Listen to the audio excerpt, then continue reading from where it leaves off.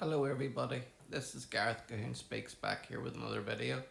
I'd like you to hit the subscribe bar or give me a thumbs up if you like the video, or give me a comment. It would be greatly appreciated, or hit the notification bell to be notified when I post my next post, or else you can look me up at my website, which is www.garethcahoon.co.uk, or else if you like the content that I'm posting, then you can donate by PayPal, garethcahoon3 at gmail.com. Thank you very much. This one's about Hezbollah seeks more rebuilding funds from Iran as Lebanon prepares to declare disarmament in the south complete. IDF eliminates Hezbollah operative who also served in the Lebanese army. Hezbollah is demanding more funds from its Iranian patrons to speed up the rebuilding efforts, Israel Can News reported on Monday, as the Lebanese government prepares to announce that the terror group has successfully been removed from the area south of the Litani River. Israel said that Hezbollah is rebuilding more quickly than the Lebanese armed forces has been able to disarm it, and reported on Tuesday that it eliminated a Hezbollah operative who also served in the LAF, further casting doubt on the effectiveness of the disarmament effort. The Israeli military has also noted that attempts to restore terror infrastructure continue south of the Litani River, despite claims to the contrary by Hezbollah and the Lebanese government, and has carried out airstrikes targeting ceasefire violations in Yatir south of the Litani River as late as Sunday. As part of the strikes, the IDF eliminated a terrorist who was involved in attempts to rehabilitate Hezbollah military infrastructure in the area. These attempts constituted a violation of the understandings between Israel and Lebanon, the IDF stated.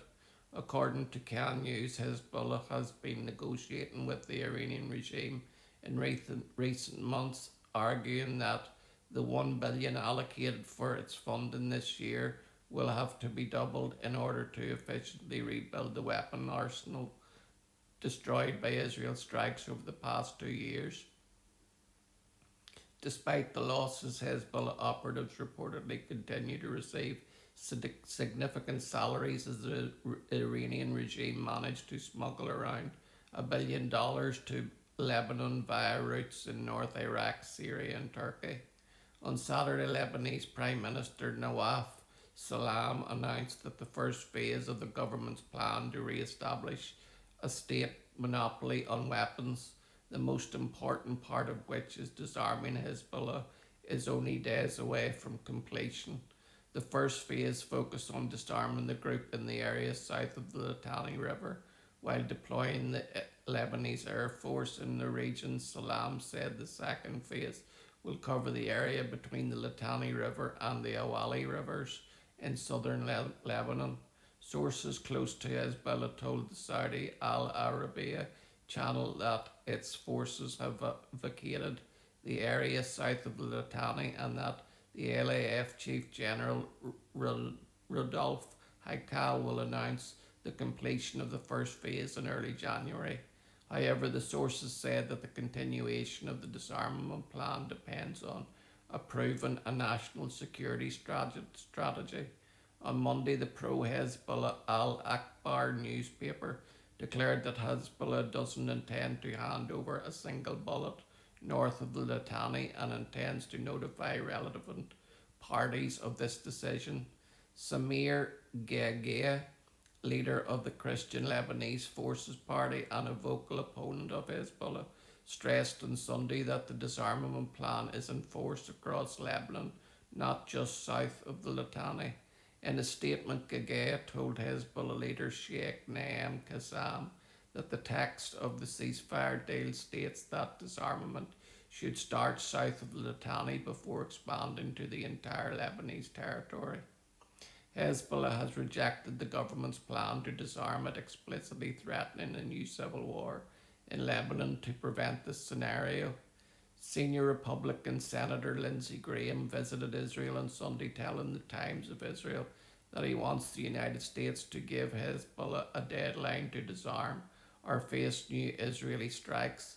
I would like to fly with Israel. I would like the United States to participate in military operations in the aerial side against Hezbollah, if that's what it takes to knock them out, he added.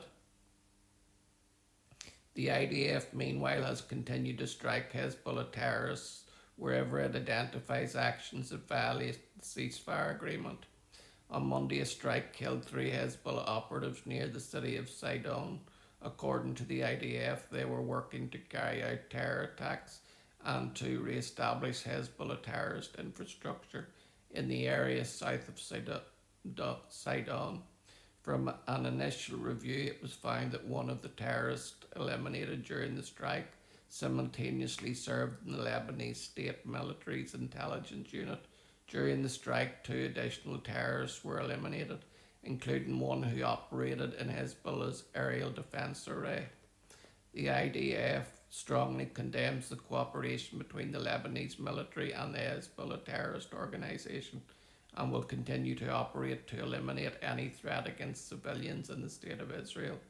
David Dowd, Senior Fellow at the Foundation for Freedom of Democracy, wrote on X that the Lebanese government has sought to cover its lack of meaningful disarmament action against Hezbollah by various means.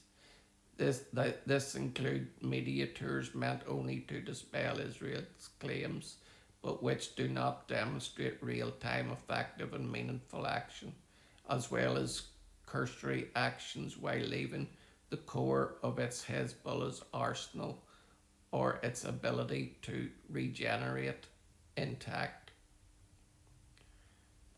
Now, Israel has taken out Hezbollah's top leaders faster than Hezbollah can supply them. And Hezbollah was one of the 7 fronts that Israel was fighting in Lebanon. And thankfully she has been quite successful in this. And as well as the road that Hamas has went, Hezbollah needs to go that same road, because these Islamist factions that target Israel for the one and only reason that she exists in the land that God promised her 3,000 years ago. Israel's going nowhere, and you better get used to it. Shalom, Maranatha, and Hallelujah.